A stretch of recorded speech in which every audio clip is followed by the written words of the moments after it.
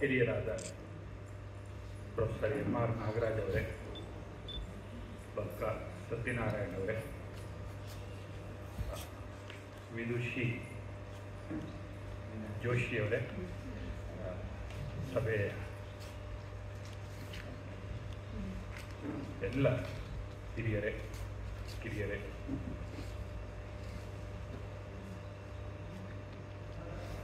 ನಮ್ಮ ಈ EPTCL ವೇದಿಕೆ ಅನ್ನೋದು ನಮಗೆ ಒಂದು ಮನೆಯ ವಾತಾವರಣವನ್ನು ತಂದುಕೊಡುವಂಥ ವೇದಿಕೆ. ಯಾಕೆಂದರೆ ಇಲ್ಲಿ ಎಷ್ಟು ಸಲ ಬಂದಿದ್ದೇನೆ ಅಂತೇಳಿ ನಾನು ಲೆಕ್ಕ ಇಟ್ಟಿಲ್ಲ, ಗಾಯತ್ರಿ ಅವರು ಲೆಕ್ಕ ಇಟ್ಟಿಲ್ಲ. ಒಂದು 2-3 ಫಂಕ್ಷನ್ ಹಿಂದೆ ನಮ್ಮ ಶ್ರೀಧರ ಬಳಗಾರರ ಕಥೆಗಳ ಕುರಿತು ಒಂದು ಸುಂದರವಾದ ಚರ್ಚೆ ನಡೀತು. ಅವತ್ತು ಕೂಡ ಇಲ್ಲಿ ಬಂದಿದ್ದೆ ನಾನು. ಮತ್ತು ತುಂಬ ಸಂತೋಷ ಅಂತಂದರೆ, ವ್ರತನಿಷ್ಠರಾಗಿ ನಮ್ಮ ಗಾಯತ್ರಿಯವರು 8 ವರ್ಷಗಳಿಂದ ಅಂತ ಹೇಳಿದರು, ಅಷ್ಟು ಸತತವಾಗಿ ಮಾಡ್ತಾ ಇರುವ ಕಾರ್ಯಕ್ರಮಕ್ಕೆ ಇತ್ತೀಚೆಗೆ ಜನರ ಬೆಂಬಲವೂ ಒದಗ್ತಾ ಇದೆ. ಯಾಕೆಂತಂದ್ರೆ ಅವರು ತುಂಬ ಕಷ್ಟಪಟ್ಟು ಆರ್ಗನೈಸ್ ಮಾಡ್ತಾರೆ. ಪ್ರತಿ ತಿಂಗಳ ಆಧ್ಯಾತ್ಮ ಡಾಕ್ಟ್ರು ಮತ್ತೊಬ್ಬರಿಗೆ ಎಲ್ಲದನ್ನ ಹುಡುಕ್ತಾನೆ ಇರ್ತಾರೆ. ನಿಮ್ಗೆ ಗೊತ್ತಿದ್ದವರಿದ್ದರೆ ನಮಗೆ ಪರಿಚಯ ಮಾಡಿಕೊಡಿ ಸರ್, ನಾವು ಕರೆಸ್ತೇವೆ, ಮಾತನಾಡಿಸ್ತೇವೆ. ಇಷ್ಟನ್ನ ಮಾಡಿ ತಿಂಡಿ ಕೊಟ್ಟು ಊಟ ಕೊಟ್ಟು ಕಾರ್ಯಕ್ರಮ ಮಾಡಿದರೂ ಕೂಡ ಜನಗಳು ಸರ್ ಎಲ್ಲೋ ಒಂದು ಕಡೆ ಮಾಡಿಬಿಡ್ತಾರೆ ಸರ್ ಕಾರ್ಯಕ್ರಮನ ಅಂತ ಹೇಳ್ತಾರೆ. ಎಲ್ಲರೂ ರವೀಂದ್ರ ಕಲಾಕ್ಷೇತ್ರದಲ್ಲಿ ಕಾರ್ಯಕ್ರಮ ಮಾಡೋದು ಕಷ್ಟ ಮತ್ತು ಸಾಧ್ಯವಿಲ್ಲ ಮತ್ತು ಅಗತ್ಯವಿಲ್ಲ. ಯಾಕೆ ಅಂತಂದರೆ, ಹಾಗಾದರೆ ಈಗ ರವೀಂದ್ರ ಕಲಾಕ್ಷೇತ್ರದಲ್ಲೇ ಎಲ್ಲ ಕಾರ್ಯಕ್ರಮಗಳು ನಡೆಯಬೇಕು, ರಂಗಶಂಕರದಲ್ಲೇ ಎಲ್ಲ ಕಾರ್ಯಕ್ರಮ ನಡೆಯಬೇಕು ಅಂತಂದರೆ, ಈಗ ನಾವು ಕೆಂಗೇರಿ ಕಡೆ ಅಥವಾ ಆ ಏರಿಯಾಗಳಲ್ಲಿ ಇರುವವರಿಗೆ ಒಂದು ಸಾಂಸ್ಕೃತಿಕ ನೆಲೆ ಯಾವುದು? ಈ ಥರದ ಸಮಸ್ಯೆ ಆಗುವಂತೆ ನಗರ ದೊಡ್ಡದಾಗಿ ಬೆಳೆದಿದೆ. ಆದ್ದರಿಂದ ಇಂಥದ್ದೊಂದು ಕೆಲವು ಪ್ರಜ್ಞಾಶೀಲರು ಕೂತುಕೊಂಡು ಕೇಳುವಂಥ ಮಾತುಗಳಿಗೆ, ಆಲಿಸುವಂಥ ಮಾತುಗಳಿಗೆ, ಧ್ಯಾನಿಸಬೇಕಾದಂಥ ಮಾತುಗಳಿಗೆ, ಕಲೆ, ಸಂಸ್ಕೃತಿ, ಆರೋಗ್ಯ ಇದಕ್ಕೆ ಸಂಬಂಧಪಟ್ಟಂಥ ವಿಚಾರಗಳಿಗೆ ಒಂದು ವೇದಿಕೆ ಬೇಕು ಅಂತಂದರೆ ಇಂಥ ಪುಟ್ಟ ವೇದಿಕೆಗಳು ಬೇಕು ಅಂತೇಳಿ. ಅಂದರೆ ಪುಟ್ಟ ಅಂತಂದರೆ ನಾನು ಹೇಳ್ತಾ ಇರೋದು ಈ ಹಾಲ್ ಸಾಕಷ್ಟು ದೊಡ್ಡದಾಗೇ ಇದೆ ಅದಲ್ಲ, ಆದರೆ ಸ್ಮಾಲ್ ಗ್ರೂಪ್ ಆಫ್ ಪೀಪಲ್ ಎಲ್ಲಿ ಕೂತ್ಕೊಳ್ಬೋದು. ಆ ಥರದ ಒಂದು ಸಂಘಟನೆಯಾಗಿ ವಿ.ಜಿ. ಗಾಯತ್ರಿಯವರು ಇಂಥದ್ದೊಂದು ಸಂಘಟನೆಯನ್ನು ಕಳೆದ 8 ವರ್ಷಗಳಿಂದ ಇಲ್ಲಿ ಮಾಡ್ತಾ ಬಂದಿದ್ದಾರೆ. ಅವರಿಗೆ ನಾನು ಅಭಿನಂದನೆಗಳನ್ನು ಸಲ್ಲಿಸ್ತೇನೆ. ಇದಕ್ಕೂ ಹಿಂದೆ ಅವರು ಸಿರ್ಸಿಯಲ್ಲಿ ಇಂಥ ಕಾರ್ಯಕ್ರಮ ಮಾಡ್ತಾ ಇದ್ರು ಮತ್ತು ಅದು ಪಾಸ್ಟ್ ಟೆನ್ಸ್ ಅಲ್ಲ, ಮಾಡುತ್ತಲೂ ಇದ್ದಾರೆ. ಅಲ್ಲಿಗೂ ಹೋಗ್ತಾರೆ, ಅಲ್ಲಿಯೂ ಕಾರ್ಯಕ್ರಮ ಮಾಡಿ ಬರ್ತಾರೆ ಮತ್ತು ಇಲ್ಲಿಯೂ ಇದನ್ನು ನಡೆಸಿಕೊಂಡು ಬಂದಿದ್ದಾರೆ. ಸೊ ಇಷ್ಟು ಹಿನ್ನೆಲೆಯೊಂದಿಗೆ ನಾನು ಬಂಕ ಸತ್ಯನಾರಾಯಣರಾಯರ ಬಗ್ಗೆ ಮಾತನಾಡಬೇಕು ಹಾಗೂ ಅವರ ಕೃತಿಯ ಬಗ್ಗೆ ಮಾತನಾಡಬೇಕು, ರಾಮಾಯಣದ ಬಗ್ಗೆ ಮಾತಾಡೋದು. ಆಮೇಲೆ ಬಂಕ ಅವರು ಬರೆದಿರುವ ಶಿಲೆಯಲ್ಲಿ ರಾಮಾಯಣದ ಬಗ್ಗೆ ಮಾತಾಡೋದು. ಇಷ್ಟೊಂದು ಕೆಲಸಗಳನ್ನು 30 ನಿಮಿಷದ ಒಳಗೆ ಮುಗಿಸ್ಬೇಕು ಅಂತೇಳಿ ಸಣ್ಣದಾಗಿ ನಗ್ನಗ್ತಾನೆ ನಮ್ಮ ಗಾಯತ್ರಿಯವರು ಸೂಚನೆ ಕೊಟ್ಟಿದ್ದಾರೆ. 30 ನಿಮಿಷ ಆದ ನಂತರ ಆಫ್ ಮಾಡಿಬಿಡ್ಬೋದು. ಸತ್ಯನಾರಾಯಣರು ಒಂದು ದಿವಸ ಫೋನ್ ಮಾಡಿದರು, ಈಗ ಒಂದು 2 ತಿಂಗಳ ಹಿಂದೆ ಮಾತು. ಸರ್, ಹೀಗೆ ನಾನೊಂದು ಪುಸ್ತಕ ಮಾಡಿದ್ದೇನೆ, ಇದಕ್ಕೆ ತಾವು ಒಂದು ಮುನ್ನುಡಿಯನ್ನು ಬರೆದು ಕೊಡಬೇಕು. ಏನು ವಿಷಯ? ಹೀಗೆ ನಾನು ಹಂಪಿಯಲ್ಲಿ ಹಜಾರರಾಮ್ ದೇವಾಲಯ, ಸರ್ ನೀವು ಹಂಪಿ ನೋಡಿದ್ದೀರಾ? ಹಾಂ ನೋಡಿದ್ದೀನಿ. ಹಜಾರರಾಮ್ ದೇವಾಲಯದ ಎಲ್ಲ ಶಿಲ್ಪಗಳ ಚಿತ್ರವನ್ನು ಮತ್ತು ಅದರ ಕುರಿತು ಒಂದು ಸಣ್ಣ ಟಿಪ್ಪಣಿಯನ್ನು ಇಟ್ಟುಕೊಂಡು ಪುಸ್ತಕ ಮಾಡಿದ್ದೇನೆ ಮತ್ತು ಅದರ ಪರಿಷ್ಕರಣೆಯನ್ನು ಕೂಡ ಮಾಡ್ತಾ ಇದ್ದೇನೆ. ಈ ಪರಿಷ್ಕರಣೆಗೊಳ್ಳಲಿರುವ ಪುಸ್ತಕಕ್ಕೆ ನೀವು ಬರೆದು ಕೊಡಿ ಕೆಲವು ಮಾತುಗಳು. ನಾನಂದರೆ ಈ ವಿಷಯದಲ್ಲಿ ನನ್ನ ಅನುಭವ ಕಡಿಮೆ ಅಂತ ಹೇಳಿದೆ. ಯಾಕೆಂದರೆ ನಾನೊಬ್ಬ ಶಿಲ್ಪಶಾಸ್ತ್ರಜ್ಞ ಅಲ್ಲ. ಯಾರಾದರೂ ಶಿಲ್ಪದ ಬಗ್ಗೆ ಹೇಳಿದರೆ ಕೇಳಿಸ್ಕೊಳ್ಳುವಷ್ಟು ವ್ಯವಧಾನ ಇದೆ, ಪ್ರೀತಿ ಇದೆ. ಹೌದಾ, ಈಗ ಅರ್ಥ ಬರುತ್ತಾ ಇದು ಅಂತೇಳಿ ನೋಡುವ ಶಕ್ತಿ ಇದೆ ಹೊರತು ಇದರ ಕುರಿತು ಮುನ್ನುಡಿಯ ಮಾತುಗಳನ್ನು ಬರೆಯೋದು ಅಂದರೆ ಕಷ್ಟ ಸರ್ ಅಂತೇಳಿ. ಅಲ್ಲ ಸರ್, ನೀವು ಒಮ್ಮೆ ಓದಿ ಅಂತೇಳಿ ಕೊಟ್ಟರು. ಓದಿದೆ ಮತ್ತು ನೋಡಿ. ಯಾಕೆಂದರೆ ಭಾಳ ಒಳ್ಳೆಯ ರೀತಿಯಲ್ಲಿ ಪುಸ್ತಕವನ್ನು, ಅವರ ಮೊದಲ ಪುಸ್ತಕ ಇದಿದೆ, ಶಿಲೆಯಲ್ಲಿ ರಾಮಾಯಣ ಅಂತ, ತುಂಬ ಕಷ್ಟಪಟ್ಟು ಹಣವನ್ನು ಖರ್ಚು ಮಾಡಿ ತುಂಬ ದೊಡ್ಡ ರೀತಿಯಲ್ಲಿ ಪುಸ್ತಕವನ್ನು ಪ್ರಿಂಟ್ ಮಾಡಿದ್ದಾರೆ. ಒಂದು ಕಡೆ ಚಿತ್ರ, ಅದು ಕಲರ್ ಚಿತ್ರಗಳು ಮತ್ತು ಹೊಳಪಿನ ಕಾಗದ, ಈ ಕಡೆ ವಿವರಣೆ. ಇಷ್ಟು ಕೆಲಸಗಳನ್ನು ಪುಣ್ಯಾತ್ಮ ಒಬ್ಬರೇ ಮಾಡಿದ್ದಾರೆ. ಎಷ್ಟು ಸುಲಭದ ಕೆಲಸ ಅಲ್ಲ ಇದು. ಹಜಾರಾಮ ಅಂತ ದೇವಾಲಯಕ್ಕೆ ಹೋಗಬೇಕು, ಅಲ್ಲಿರುವ ಒಂದೊಂದು ಚಿತ್ರವನ್ನು ತೆಗಿಬೇಕು. ಆಮೇಲೆ ಪಾಪ ನನ್ನಂಗೆ ಅವರಿಗೂ ಕೂಡ ಭಕ್ತ ಕುಂಬಾರದಲ್ಲ ಒಂದು ಪದ್ಯ ಬರುತ್ತಲ್ಲ, ಪರತತ್ವವನ್ನು ಬಲ್ಲ ಪಂಡಿತನೂ ನಾನಲ್ಲ, ಹರಿನಾಮವೊಂದುಳಿದು ನನಗೇನು ತಿಳಿದಿಲ್ಲ ಅಂತ ಹೇಳಿ. ನಮ್ಮ ಬಂಕ ಸತ್ಯನಾರಾಯಣ ರಾಯರ ಪರಿಸ್ಥಿತಿನೂ ಅದೇ. ಅವರು ಹೊಸಪೇಟೆಯವರು, ಅದೇ ಅವರ ಮೂಲ ಬಂಡವಾಳ. ಅವರಿಗೆ ಉತ್ಸಾಹ, ಇದು ನನ್ನ ಊರಿಂದು, ಇದು ನಮ್ಮ ನಾಡಿನದು ಮತ್ತು ನನ್ನ ಪ್ರದೇಶದ್ದು. ಮಾತುಗಳನ್ನು ಅವರು ಬಹಳ ಸರಳವಾದಂಥ ಮಾತುಗಳಲ್ಲಿ ಹೇಳಿದ್ದಾರೆ. ಒಬ್ಬ 10ನೇ ಕ್ಲಾಸ್ ಓದ್ತಾ ಇದ್ದ ಹುಡುಗನ ಜ್ಞಾಪಿಸ್ಕೊಳ್ಳೋರು ನಮ್ಮ ಸತ್ಯನಾರಾಯಣ ಅವರು. ಬಹಳ ಬಡತನದಲ್ಲಿ ಯಾರದೋ ಒಬ್ಬರ ಸಹಾಯವನ್ನು ಪಡೆದು ಒಬ್ಬ ಹೋಟೆಲ್ ಮಾಲೀಕರದ್ದು ಶಿಕ್ಷಣವನ್ನು ಪಡೆದವರು. ಅಂಥ ಒಬ್ಬ ವ್ಯಕ್ತಿಯಲ್ಲಿ ಸ್ವಯಂ ಸೇವಕರಾಗಿ ಹೈಸ್ಕೂಲ್ ವಿದ್ಯಾರ್ಥಿ ಅಲ್ಲಿ ಹೋಗಿ ಸ್ವಲ್ಪ ದಿನ ಕೆಲಸ ಮಾಡಿದಂತೆ ಹಂಪಿ ಉತ್ಸವದಲ್ಲಿ ಅವರ SSLC ಕಾಲಕ್ಕೆ. ಆವಾಗ ಅವರಲ್ಲಿ ಹುಟ್ಟಿದ ಕನಸದು, ನಾನು ಈ ಚಿತ್ರಗಳನ್ನೆಲ್ಲ ತೆಗಿಬೇಕು, ನಾನು ಫೋಟೋ ತೆಗಿಬೇಕು.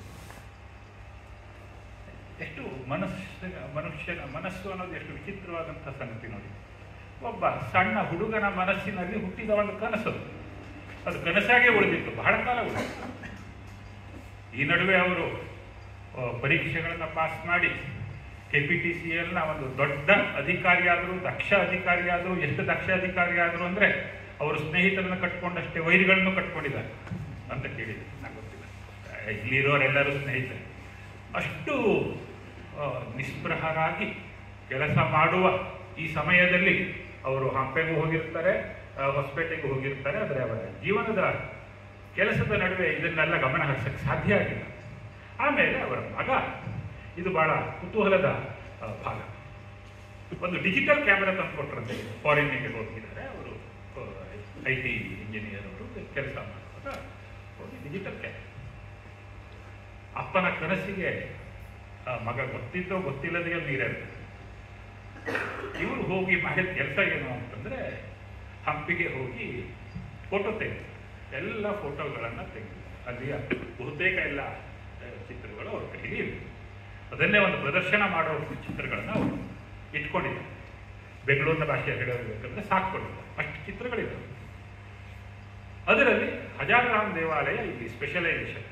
ಅವರಿಗೆ ಕುತೂಹಲ, ಈ ಹಜಾರರಾಮ್ ದೇವಾಲಯದಲ್ಲಿ ಇಷ್ಟೊಂದು ರಾಮಾಯಣಕ್ಕೆ ಸಂಬಂಧಪಟ್ಟಂಥ ಚಿತ್ರಗಳು, ಇದು ಒಂದಕ್ಕೊಂದಕ್ಕೆ ಎಲ್ಲಿ ಸಂಬಂಧ, ಏನು ಕತೆ, ಏನು ಅಂತೇಳೆಲ್ಲ ಅವರು ಆ ಚಿತ್ರಗಳನ್ನು ತೆಗೆದು ಕೂಡಿಸಿ ಅದನ್ನೇ ಹೇಳಿದ್ದು. ನಾನು ಅದಕ್ಕಾಗಿ ಪರತತ್ವವನ್ನು ಬಲ್ಲ ಪಂಡಿತನ ನಾನಲ್ಲ ಅಂತ ಹೇಳಿದ್ದು ಅದಕ್ಕೆ. ಯಾಕೆ ಅಂದರೆ ಬಂಕ ಸತ್ಯನಾರಾಯಣ ಅವರು ಈ ಕೆಲಸವನ್ನ ತೆಗೆದುಕೊಳ್ಳುವ ಹೊತ್ತಿಗೆ ಆಗಲೇ ನಿವೃತ್ತರು ಕೂಡ. ಎಷ್ಟೋ ಜನ ಆಗಲೇ ನಾಗರಾಜ್ ಸರ್ ಹೇಳಿದ ಹಾಗೆ ರಿಟೈರ್ಮೆಂಟನ್ನು ಘೋಷಣೆ ಮಾಡ್ಕೊಂಡ್ಬಿಟ್ಟಿರ್ತಾರೆ ಎಲ್ಲ ಕೆಲಸದಿಂದ. ಆದರೆ ಇವರದ್ದು ಆಕ್ಟಿವಿಟಿ ಶುರುವಾಯ್ತು, ಚಾಲುವಾಯಿತು. ಇದೇನು ಅಂತಂದರೆ ಅವರಿಗೆ ಶಿಲ್ಪಶಾಸ್ತ್ರ ಗೊತ್ತಿಲ್ಲ, ಪಾಪ ರಾಮಾಯಣನೂ ಗೊತ್ತಿಲ್ಲ. ಅಂದರೆ ಗೊತ್ತಿಲ್ಲ ಅಂದರೆ ಈಗ ನಮ್ಮೆಲ್ಲರಿಗೆ ತಕ್ಕ ಮಟ್ಟಿಗೆ ಗೊತ್ತಿರೋ ಮಟ್ಟಿಗೆ ಗೊತ್ತಿರ್ತದೆ. ತುಂಬ ಆಳವಾಗಿ ಒಂದು ಚಿತ್ರ ತೋರಿಸಿದೆ, ಇದು ಅಂಗದ ಮತ್ತು ವಾಲಿ ಕೂತದ್ದು ಅಂತಂದರೆ ಗೊತ್ತಾಗಲ್ಲ. ಅದನ್ನು ಅವರಿಗೆ ಯಾರಾದರೂ ಹೇಳಬೇಕು ಅಥವಾ ಕಥೆಯನ್ನು ಅಪ್ಲೈ ಮಾಡಬೇಕು. ಇದು ಅವರ ಪರಿಸ್ಥಿತಿ. ಸೊ ಲೇಖಕರಲ್ಲ, ಶಿಲ್ಪಶಾಸ್ತ್ರಜ್ಞರಲ್ಲ, ಹಾಗೂ ರಾಮಾಯಣದ ಕುರಿತು ಕೂಡ ತುಂಬ ಅಧಿಕೃತವಾಗಿ ಓದಿದವರಲ್ಲ.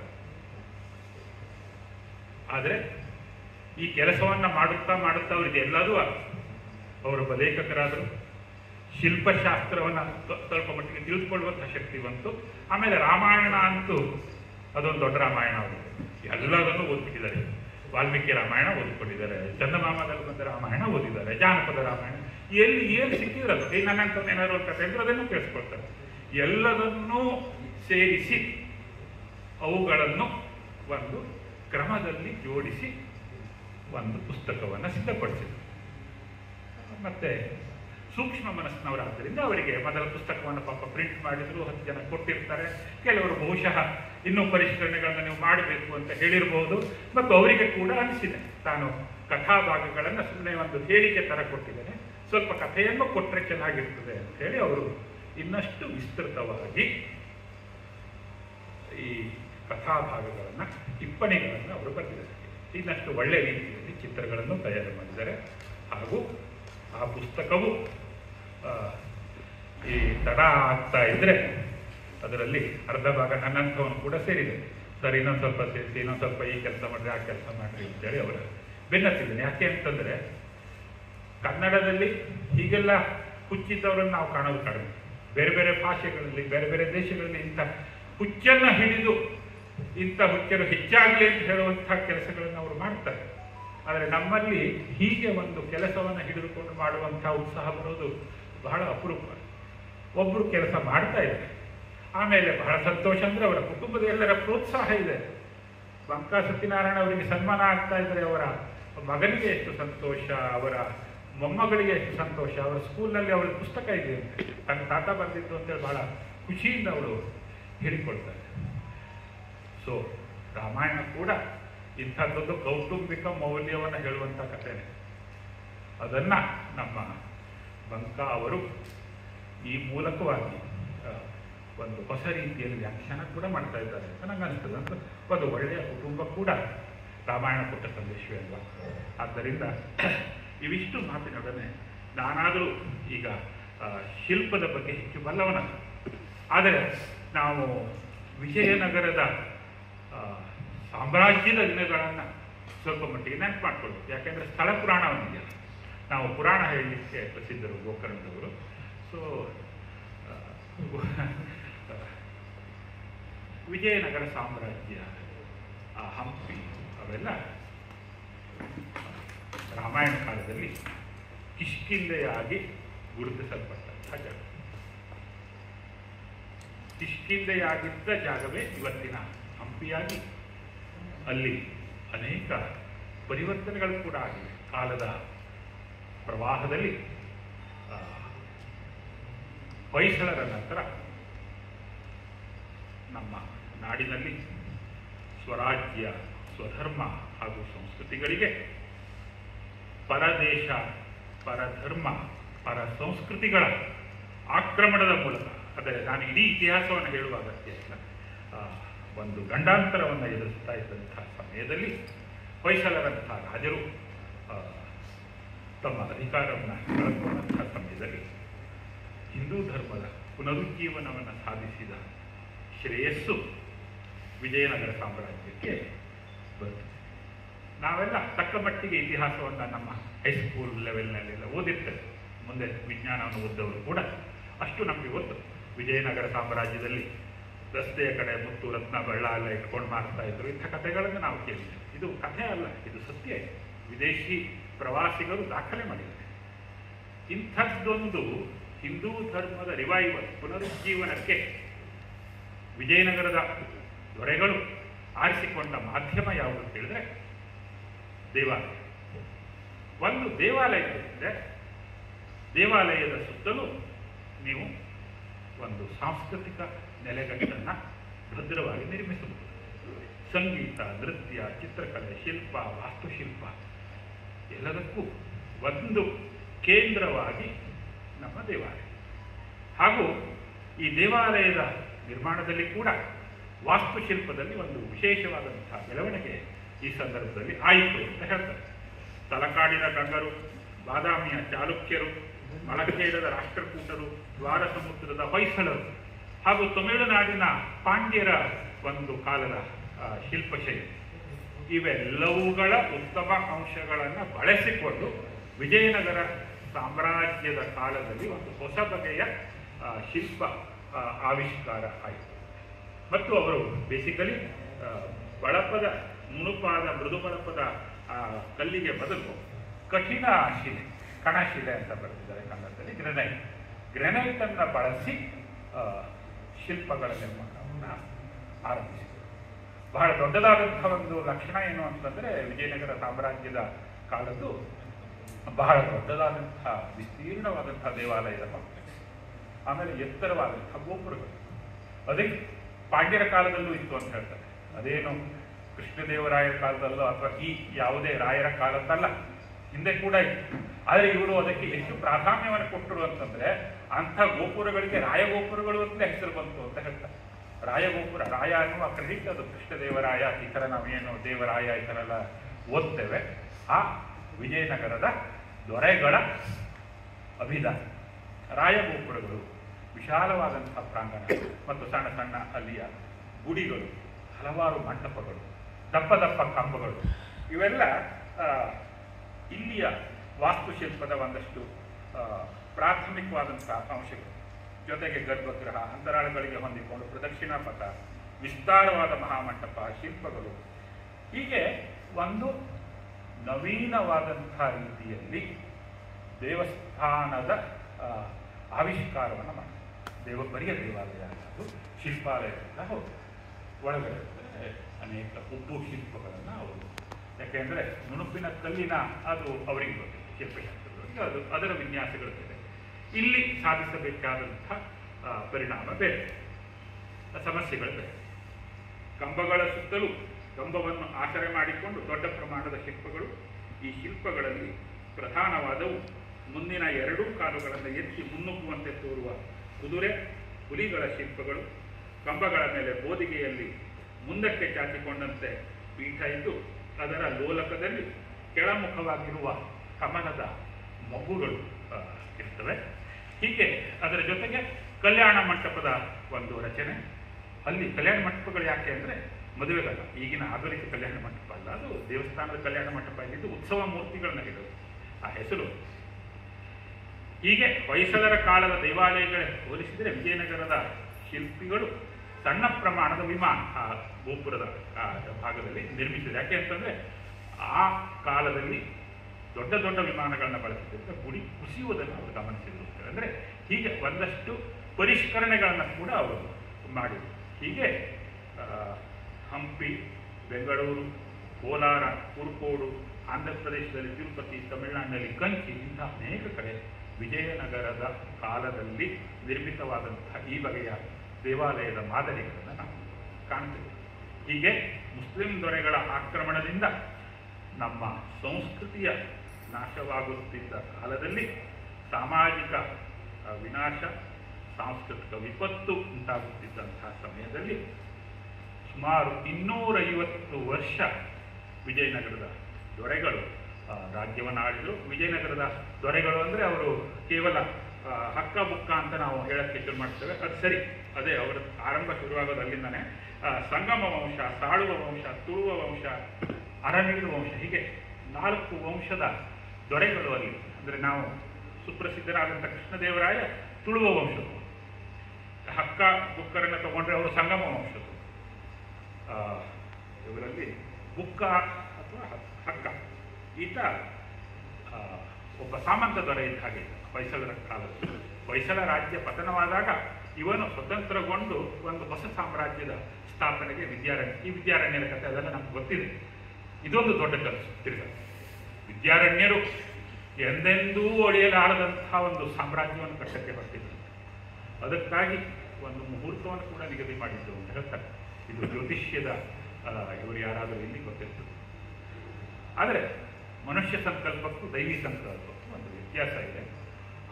ಅವರು ಅಂದುಕೊಂಡಂಥ ಆ ಗಳಿಗೆಯನ್ನು ಅವರು ಆ್ಯಕ್ಚುಲಿ ಅದನ್ನು ಮಾಡಲಿಕ್ಕಾಗಲಿಲ್ಲ. ಅಲ್ಲಿ ಏನೋ ಒಂದು ತಡೆ ಬರ್ತದೆ, ಕಥೆ ಇದೆ. ಹೀಗೆ ಅಂದರೆ ಬಹಳ ದೊಡ್ಡದಾದಂಥ ಕನಸುಗಳು ಕೂಡ ಮಹತ್ವದ ಒಂದು ನಾಡಿಗೆ. ವಿಜಯನಗರದ ಸಾಮ್ರಾಜ್ಯದ ದೊರೆಗಳ ಗುರುಗಳು ವಿದ್ಯಾರಣ್ಯರು ಕಟ್ಟಿಕೊಟ್ಟ ಕನಸು ಅಂಥದ್ದು, ಶಾಶ್ವತವಾದದ್ದು, ಆಚಂದ್ರಾರ್ಕವಾದದ್ದು. ಸೂರ್ಯಚಂದ್ರರು ಇರೋದಂಥ ಅದರ ಖ್ಯಾತಿಯನ್ನಾದರೂ ಉಳಿಸುವಂಥ ಒಂದು ರಾಜ್ಯವನ್ನು ಕಟ್ಟಿದ್ರು ಅನ್ನೋದು ನಮ್ಗೆ ಇವತ್ತು ಬಹಳ ದೊಡ್ಡದಾಗಿ ಕಾಣ್ತದೆ. ಹಾಗಾಗಿ ಇದು ಹಾಳು ಹಂಪೆ ಅಲ್ಲ. ನಮ್ಮ ಅನೇಕರು ಇವತ್ತು ಅದನ್ನು ಹೇಳ್ತಾರೆ. ನಾವು ಅದೇನೋ ಒಂದು ಭಾವುಕ ಕ್ಷಣದಲ್ಲಿ ಅದನ್ನು ಹಾಳು ಹಂಪೆ ಅಂತ ಹೇಳೋದುಂಟು. ಹಾಳು ಹಂಪೆ ಆಗಿದ್ದು ಸತ್ಯ. ಈಗ ಹಜಾರರಾಮ ದೇವಾಲಯದ ಗರ್ಭಗುಡಿಯಲ್ಲಿ ಕೂಡ ಗರ್ಭಗುಡಿಯ ಪ್ರತಿಮೆ ಇಲ್ಲ. ಆ ಅರ್ಥದಲ್ಲಿ ಆದರೆ ಅದು ಇವತ್ತಿಗೂ ಒಂದು ದೊಡ್ಡದಾದ ಕನಸು ಹೇಗೆ ಇಲ್ಲಿ ಬಿತ್ತಲ್ಪಟ್ಟಿತ್ತು ಅನ್ನುವುದನ್ನು ತೋರಿಸುತ್ತೆ. ಮತ್ತೆ ರಾಮಾಯಣದ ಭಾಗವಾಗಿ ಅಂತೂ ಅದರ ವಾಸ್ತವಿಕತೆ, ಅದರ ಮಹತ್ವ ಯಾವತ್ತಿಗೂ ಇತ್ತು. ಅಲ್ಲಿ ಹನುಮಂತ ಜನಿಸಿದ್ದು ಅದು ವಾಲಿ ಮತ್ತು ವಾಲಿಯ ವಧೆ ಆಯಿತು. ವಾಲಿ ಸುಗ್ರೀವ ಮತ್ತು ರಾಮ ಅವರೆಲ್ಲ ಭೇಟಿಯಾಗೋದು ಆ ಜಾಗದಲ್ಲಿ. ಶಬರಿಯನ್ನ ಈತ ನೋಡೋದಲ್ಲಿ ಪತಂಗ ಮುನಿಗಳ ಆಶ್ರಮ ಇದ್ದ ಜಾಗ. ಹೀಗೆ ಅದು ಬಿಟ್ಟರೆ ಶಿವಪಾರ್ವತಿಯರ ವಿವಾಹ ಕೂಡ ಅಲ್ಲೇ ಆಯಿತು. ಪಂಪಾಪತಿಯಾಗಿ ಈಶ್ವರನು ಪಂಪಾದೇವಿಯನ್ನು ಮದುವೆ ಆದ ಜಾಗ ಆ ಜಾಗ. ಹೀಗೆ ಅನೇಕ ಪೌರಾಣಿಕ ನಂಬಿಕೆಯ ಫಲಗಳು, ಅನೇಕ ಚಾರಿತ್ರಿಕ ಐತಿಹಾಸಿಕ ಸಂದರ್ಭಗಳು ನಡೆದಿರುವ ಸ್ಥಳ ನಮ್ಮ ಈ ಹಂಪೆ ಮತ್ತು ವಿಜಯನಗರ ಸಾಮ್ರಾಜ್ಯದ ಕಥೆ. 14ನೇ ಶತಮಾನದ ಮೊದಲ ದಶಕದಲ್ಲಿ ಹೊಯ್ಸಳರ ಸಾಮ್ರಾಜ್ಯ ಅವನತಿಯಾದ ಬಳಿಕ ಮುಂದಿನ ಸುಮಾರು 200ರಿಂದ 250 ವರ್ಷಗಳ ಕಾಲ ಸಮರ್ಥವಾಗಿ ದಕ್ಷಿಣ ಭಾರತಕ್ಕೆ ಯಾವುದೇ ಆಕ್ರಮಣವಾಗದಂತೆ ನೋಡಿಕೊಂಡಂತಹ ಖ್ಯಾತಿ ಈ ದೊರೆಗಳದ್ದು. ಅಷ್ಟೇ ಅಲ್ಲ, ಅವರ ಅವನತಿ ಕೂಡ ಬಹಳ ಭಾರತದ ಇತಿಹಾಸವನ್ನು ಓದಿದಾಗ ನಾವು ಕಾಣುವಂತೆ ಅನೇಕ ಒಳಗಡೆ ಇದ್ದಂಥ ಚಾಡಿಕೋರರು ಅಥವಾ ಭಿನ್ನಮತೀಯರೇ ಆ ಸಾಮ್ರಾಜ್ಯದ ಅವನತಿಗೆ ಕಾರಣರಾದ. ಇವರ ಸೈನಿಕರೇ ಇವರಿಗೆ ಮೋಸ ಮಾಡಿ, ಅನ್ಯ ಧರ್ಮೀಯರಾದಂಥ ಇವರ ಸೈನಿಕರೇ ಇವರಿಗೆ ಮೋಸ ಮಾಡುವುದರ ಮುಖಾಂತರ ಪತನಗೊಂಡಂಥ ಇತಿಹಾಸದ ಒಂದು ಭಾಗ ವಿಜಯನಗರ ಸಾಮ್ರಾಜ್ಯದ ಕಥೆ ಕೂಡ ಹೌದು. ಹಾಗಾಗಿ ನಮ್ಮ ಗೆಳೆಯರೊಬ್ಬರು ಅದನ್ನು ಹಂಪಿ ಅನ್ನೋದು ಹಾಳು ಹಂಪಿಯಲ್ಲ, ಅದೊಂದು ಸುಂದರ ದೃಶ್ಯ ಕಾವ್ಯ ಅನ್ನುವ ಮಾತನ್ನು ಆಡಿದ್ದಾರೆ. ಆಮೇಲೆ ವಿರೂಪಾಕ್ಷಾದಿಯ ಆರಾಧ್ಯ ದೇವತೆ ಅವರಿಗೆ ಪಂಪಾದೇವಿಯನ್ನು ವರಿಸಿದ್ದು ಅವನು. ಅಲ್ಲಿ ಕೋದಂಡರಾಮ ದೇವಾಲಯ ಇದೆ, ಹಾಗೂ ಅನೇಕ ದೇವಾಲಯಗಳ ಒಂದು ದೊಡ್ಡ ಸಮುಚ್ಚಯ ಇದೆ. ವಿಜಯ ವಿಠ್ಠಲ ದೇವಾಲಯ, ಮತಂಗ ಪರ್ವತ ಇದೆ, ಅನೇಕ ಬಜಾರ್ಗಳಲ್ಲಿದ್ದು, 10 ಕೈ ಯಲ್ಲಮ್ಮ, ಯಂತ್ರೋದ್ಧಾರಕ ಪ್ರಾಣದೇವರು, ತಿರುವೇಂಗಳನಂತ, ಪುರಂದರ ಮಂಟಪ, ಹೀಗೆ ಒಂದಷ್ಟು ನೆನಪಿಗೆ ಬಂದಿದ್ದು. ಬಡವಿ ಲಿಂಗ, ಸಾಸಿವೆ ಕಾಳು ಗಣೇಶ, ಕಡಲೆಕಾಳು ಗಣೇಶ, ಹೀಗೆ ಬಂದಾಗ ಹಜಾರರಾಮ ದೇವಾಲಯ ಕೂಡ ಬಹಳ ದೊಡ್ಡದಾದಂಥ ಒಂದು ಮುಖ್ಯವಾದಂಥ ದೇವಾಲಯ. ಯಾಕೆ ಅದು ಹಜಾರ ಅಂತಂದರೆ, ಹಜಾರ ಅಂದರೆ ನಮ್ಗೆ ಗೊತ್ತಿದೆ, ಉತ್ತರ ಕರ್ನಾಟಕದವರಿಗಂತೂ ಕನಿಷ್ಠ ಗೊತ್ತೇ ಇದೆ. ಮನೆಯ ಹಜಾರ ಅನ್ನೋ ಶಬ್ದ ಇವತ್ತಿಗೂ ಬಳಕೆಯಾಗಿದೆ. ಅರಮನೆಯವರ ಸ್ವಂತದ ದೇವಾಲಯವಾಗಿ ಅವರ ಹಜಾರದಲ್ಲಿ ಅದಿತ್ತು. ಅವರು ಬೆಳಿಗ್ಗೆ ಎದ್ದಾಗ ಕಣ್ಣಿಗೆ ಕಾಣಬೇಕು ರಾಮ ಅಂತೇಳಿ ವಿಜಯನಗರದ ರಾಜರ ಆದರ್ಶ ಶ್ರೀರಾಮ ಅನ್ನೋದೇ ಒಂದು ಸಂತೋಷದ ವಿಷಯ. ಅವರಿಗೆ ಆದರ್ಶವಾಗಿ ಕಂಡಿದ್ದು ಶ್ರೀರಾಮನ, ಪುರುಷೋತ್ತಮನಾದಂಥ ಶ್ರೀರಾಮನ ವ್ಯಕ್ತಿತ್ವ ಅನ್ನೋದು ಇಲ್ಲಿ ಕುತೂಹಲದ ಸಂಗತಿ. ಹಾಗಾಗಿ ರಾಮಾಯಣಕ್ಕೆ ಸಂಬಂಧಪಟ್ಟ ಎಲ್ಲ ದೃಶ್ಯಾವಳಿಗಳೂ ಅಲ್ಲಿ ಇತ್ತು, ಹಾಗೂ ಖಂಡಿತವಾಗಿ ಪ್ರತಿಮೆ ಕೂಡ ಇದ್ದಿರಲಿಕ್ಕೆ ಸಾಕು. ಈಗ ಇದು 15ನೇ ಶತಮಾನದಲ್ಲಿ ಮೊದಲ ದೇವರಾಯನ ಕಾಲದಲ್ಲಿ ಕಟ್ಟಿಸಿದಂತಹ ದೇವಾಲಯ. ಆಮೇಲೆ ದೇಗುಲದ ಗೋಡೆಗಳಲ್ಲಿ ರಾಮಾಯಣದ ಕಥಾದೃಶ್ಯಗಳಲ್ಲದೆ ಶ್ರೀಕೃಷ್ಣನ ಹಾಗೂ ಬೇರೆ ಕೆಲವು ಭಾಗವತದ ದೃಶ್ಯಗಳ ಚಿತ್ರಗಳಲ್ಲಿ ಕೂಡ ಅಲ್ಲಿ ಇವೆ.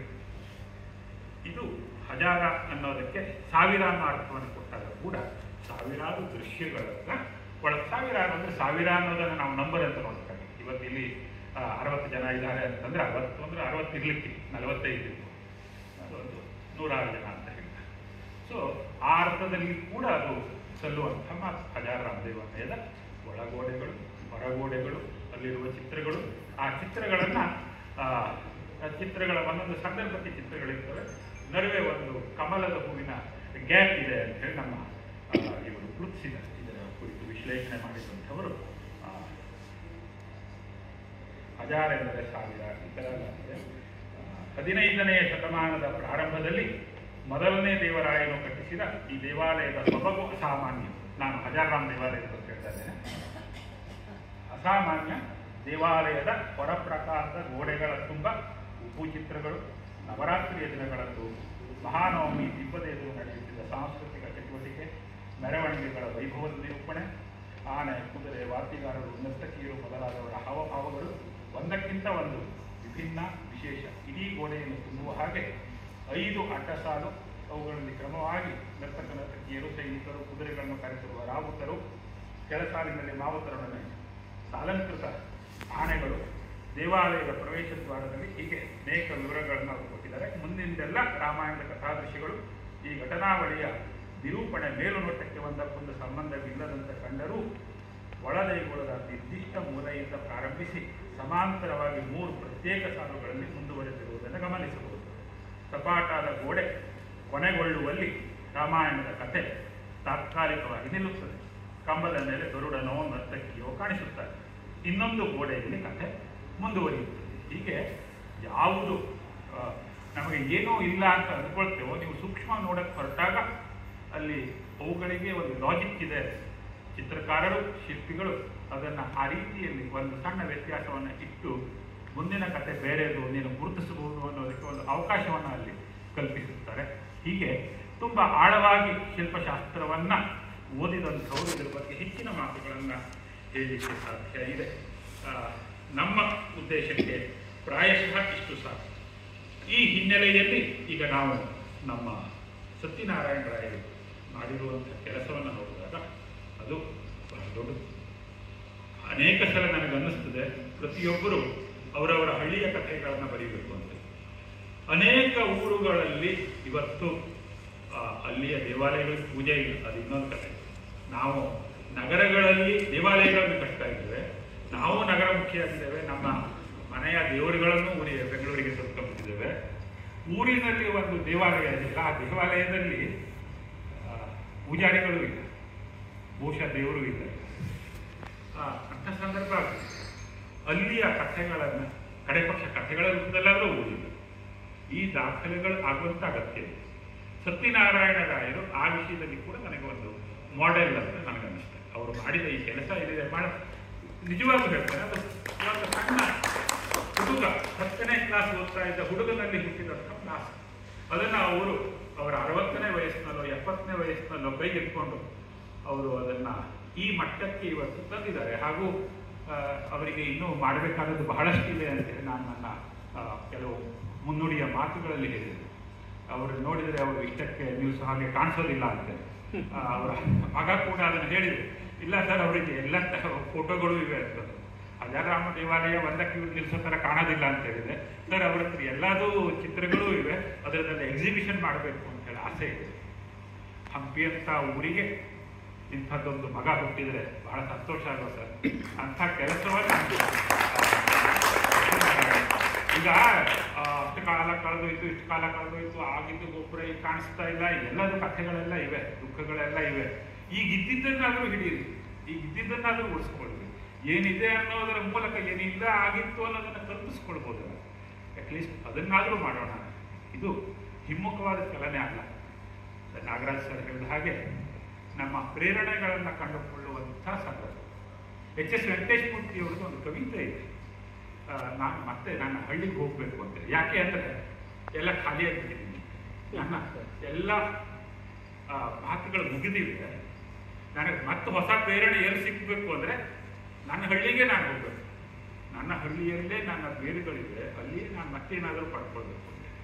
ಹಾಗೆ ನಮ್ಮ ಪ್ರೇರಣೆಗಳನ್ನು ಉಳಿಸಿಕೊಂಡಂಥ ಒಂದು ಜಾಗ ಯಾವುದು ಅಂತ ಹೇಳಿದ್ರೆ ಹಂಪಿ ಅಥವಾ ವಿಜಯನಗರ ಸಾಮ್ರಾಜ್ಯದ ಕಥೆ ಅನ್ನೋದು ಬರೇ ಆ ಏರಿಯಾದವರ ಕಥೆ ಮಾತ್ರ, ಅವರ ಅಭಿಮಾನದ ಕಥೆ ಮಾತ್ರ. ನಮ್ಮಂಥವರಿಗೆ ಕೂಡ ಅಲ್ಲಿಯ ಕಥೆಗಳನ್ನು ಓದಿದಾಗ ಸಂತೋಷ ಆಗ್ತದೆ, ಎಷ್ಟೋ ಸಲ ದುಃಖ ಆಗ್ತದೆ.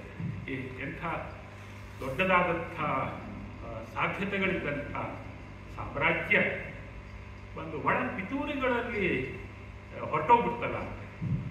ಆಮೇಲೆ ಮನುಷ್ಯನ ಸಂಕಲ್ಪ ಎಷ್ಟೇ ದೊಡ್ಡದಿದ್ದರೂ ಅದಕ್ಕಿಂತ ದೊಡ್ಡದಾದಂಥ ಕಾಲಪ್ರವಾಹ ಒಂದು ಬಂದು ಎಂಥ ಕಾಲವನ್ನು ಕೂಡ ಅಳಿಸ್ಕೊಂಡು ಹೋಗ್ಬಿಡ್ತದಲ್ಲ, ಅದು ಕೂಡ ನಮಗೆ ಅಲ್ಲಿ ಕಾಣಿಸ್ತದೆ.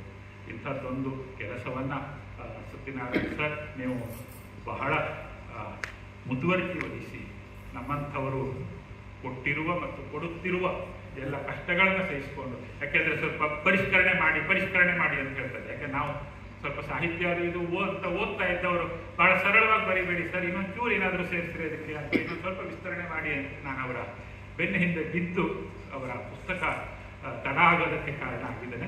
ಆದರೆ ಅದು ಖಂಡಿತ ಈಗ ಇನ್ನೊಂದು ಸ್ವಲ್ಪ ದಿನಗಳಲ್ಲಿ ಬರ್ತದೆ. ಅವರ ಕೃತಿ ರೆಡಿಯಾಗಿದೆ, ಪುಸ್ತಕ ರೂಪದಲ್ಲಿ ಇಷ್ಟೊತ್ತಿಗೆ ಬರಬಹುದಾಗಿತ್ತು, ಬರ್ತದೆ. ಬಂದಾಗ ಮತ್ತೊಮ್ಮೆ ಗಾಯತ್ರಿಯವರು ಕಾರ್ಯಕ್ರಮ ಮಾಡಿಯಾರು.